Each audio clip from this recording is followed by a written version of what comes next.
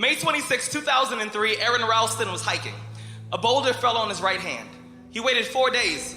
Then he amputated his own arm with a pocket knife.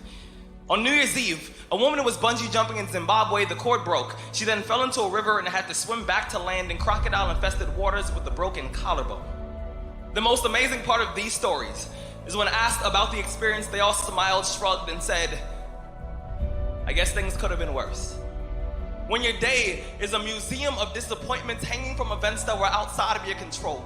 When you find yourself flailing in an ocean of why is this happening to me? When it feels like your guardian angel put in his 2-week notice 2 months ago and just decided not to tell you. When it feels like God is a babysitter that's always on the phone. When you get punched in the esophagus by a fistful of life, remember that you will survive. Remember, things could be worse. Remember, we are never, ever given anything that we can't handle. When the world crumbles around you, you have to look at the wreckage and then build a new one out of all the pieces that are still here. Remember, you are still here. The human heart beats approximately 4,000 times per hour, and each pulse, each throb, each palpitation is a trophy engraved with the words, you are still alive.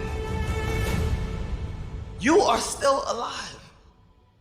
Act like it.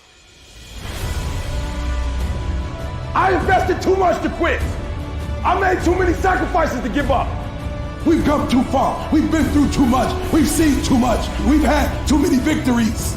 We have seen defeat. We've looked defeat in the face and we've overcome it. We've come too far to give up now. We've come too far to be negative now. We've come too far to start overthinking now. So when life happens, I don't just sit there and cry. I buck back. I buck back. And the process is not supposed to be comfortable. So if it hurts, welcome to the big leagues.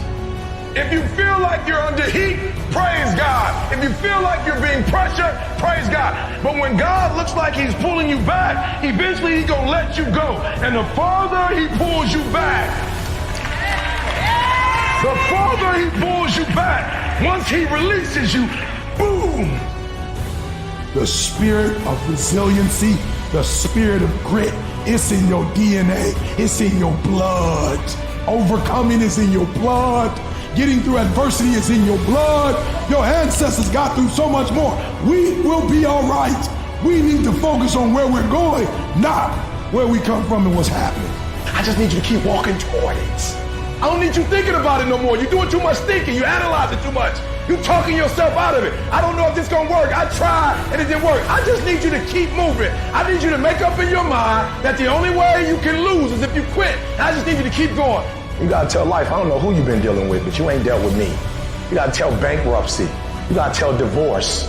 You gotta tell sickness. I don't know who you've been dealing with, but you come up against the wrong one this time. You can be and do whatever you want, and nobody can stop you. Nobody can stop you but you.